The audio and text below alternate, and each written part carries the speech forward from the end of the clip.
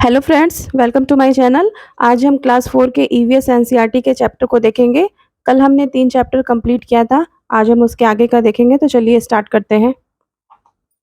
अमृता की कहानी।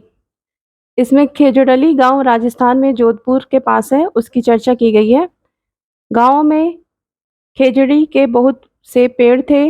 गांव के सभी लोग पेड़ पौधों और जानवरों का बहुत ध्यान रखते थे। उनका कहना था कि अगर पेड़ है तो हम हैं। पेड़ और जानवर हमारे बिना रह सकते हैं, पर हम उनके बिना नहीं। राजस्थान में विश्नोई समाज है, या यहाँ के लोग विश्नोई कहलाते हैं, और यह पेड़ों और जानवरों की रक्षा करते हैं। राजस्थान में होते हुए भी यह इलाका आज भी हरा भरा है। जानवर बिना किसी डर के इधर उधर घूमते हैं। नेक्स्ट, खेजड़ीली वृक्ष के बारे में बताया गया है यहाँ पे कि खेजड़ी वृक्ष राजस्थान में है। यह पेड़ रेगिस्तानी इलाके में पाया जाता है। इसे ज़्यादा पानी की ज़रूरत नहीं होती है। यह छायादार वृक्ष है। इस पेड़ की छाल दवा के काम आती है। इसकी लकड़ी को कीड़ा भी नहीं लगता है। इस पेड़ की फलियों की सब्जी भी बनाई जाती है। इसकी पत्तियां वहां पर रहने वाले जानवर खाते हैं।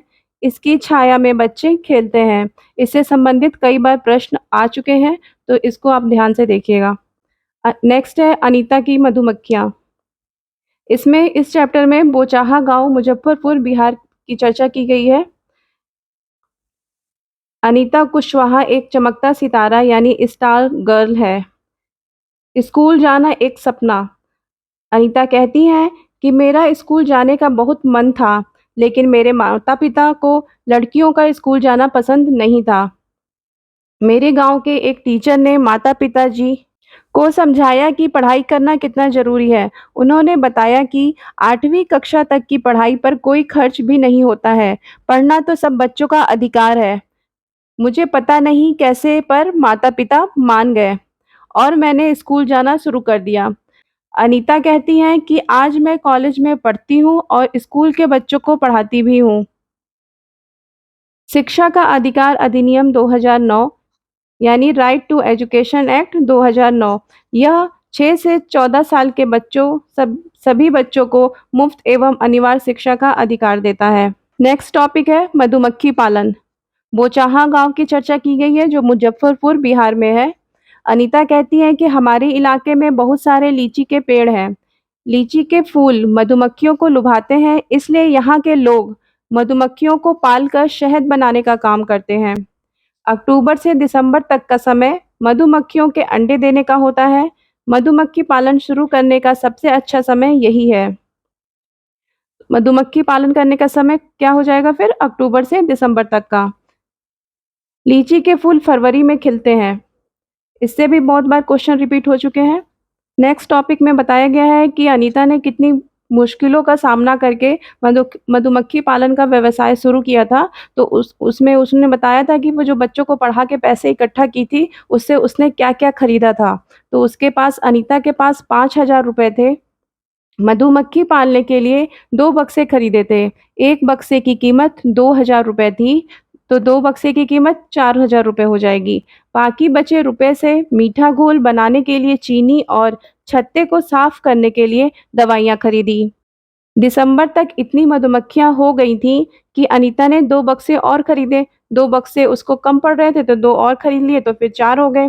1 बक्से में 12 केजी शहद मिला। 4 बक्से में 48 केजी शहद प्राप्त हुआ। अब अनीता के पास 20 बक्से हैं, तो 20 बक्सों की कीमत कितनी हो जाएगी? 40,000 रुपए हो जाएगी। ये एकदम एनसीईआरटी में मेंशन किया हुआ है, तो इसको आप एकदम गौर से देखिएगा। मधुमक्खी के काटने पर क्या लगाते हैं? सोडियम बाइकार्बोनेट यानी मीठा सोडा, या खाने का सोडा भी जिसे कहते हैं, वो मधुमक्खी के काटने पर इसको लगाया जाता है। इसका अणु सूत्र है NaHCO3। इसे सोडियम हाइड्रोजन कार्बोनेट भी कहते हैं। अनीता को 1 केजी शहद के बदले 35 रुपए मिलते हैं। नेक्स्ट टॉपिक है मक्खी। हर छत्ते में एक रानी मक्खी होती है।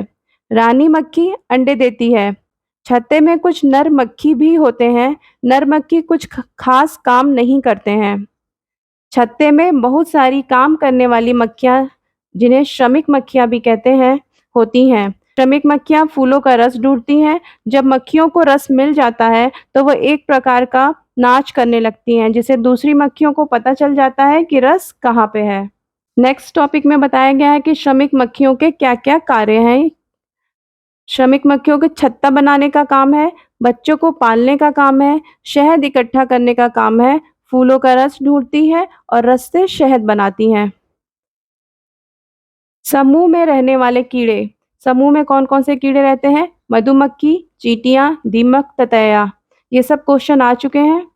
मधुमक्खी की तरह चींटियाँ भी मिल-जुल कर रहती हैं। सभी चींटियों का काम बँटा होता है। तो अब हम चींटियों के बारे में देखेंगे कि चींटियों के ग्रुप में, समूह में कौन-कौन होता है। रानी चींटियाँ होती हैं जो अंडे देती हैं। सिपाही चींटी बिल का ध्यान रखती है। काम करने वाली चींटियाँ, जिन्हें श्रमिक चींटियाँ कहते हैं, वो भोजन ढूँढकर बिल तक लाती हैं। नेक्स्ट चैप्टर है ओमना का सफ़र। ओमना गांधीनगर गुजरात से अपना सफ़र स्टार्ट करती है और केरल तक जाती है। तो इसमें बताया गया है कि गांधीधाम, अहमदाबाद और वलसाड़ ये गुजरात में है। कोझिकोड केरल में है। गुजरात का भोजन ढोकला, चटनी, नींबू वाले चावल और मिठाई। वलसाड़ वलसाड़ में बटाटा बड़ा, पूरी साग, गर्मा-गर्म चाय और ठंडा दूध। मडगाँव गोवा में है। गोवा से केरल तक के रेल के रास्ते में 92 सुरंगें और 2000 पुल हैं। उडुपी स्टेशन के बारे में चर्चा की है। उडुपी स्टेशन कर्नाटका में है। यहाँ चावल की खेती होती है, नारियल के पेड़ और खाने में इडली बड़ा का उपयोग होता है ज़्यादा। पहनावा, यहाँ का पहनावा क्या है? ज़्यादातर लोग सफ़ेद या क्रीम रंग की सूती धोती और साड़ियाँ पहनते हैं। गुजरात से केरल तक के सफ़र में ट्रेन किन-किन रास्तों से गुजरी? गुजरात से महाराष्ट्र, महाराष्ट्र से गोवा, गोवा से कर्नाटका और कर्नाटका से लास्ट में केरल।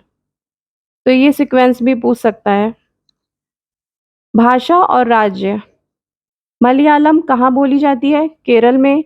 कोंकणी कर्नाटका, महाराष्ट्र, गोवा। मराठी महाराष्ट्र में। गुजराती गुजरात में। कन्नड़ कर्नाटक में। तमिल तमिलनाडु में। पंजाबी पंजाब में। तेलुगु आंध्र प्रदेश में। असमिया असम में। बांग्ला पश्चिम बंगाल में। कश्मीरी कश्मीर में। वलियम्मा वलियम्मा क्या है? मलयालम यानी केरल में माँ की बड़ी बहन को कहते हैं। माँ की बड़ी बहन मतलब मौसी हो जाएंगी, चाहे मासी हो जाएंगी, जो हमारी तरफ बोलते हैं। अमूमा अमूमा कौन है? नानी को कहते हैं, यानी माँ की माँ को। अगर आपको ये कंटेंट अच्छा लगा है तो प्लीज़ चैनल को सब्सक्राइब करें। मिलते हैं नेक्स्ट वीडियो में। Thank you for watching.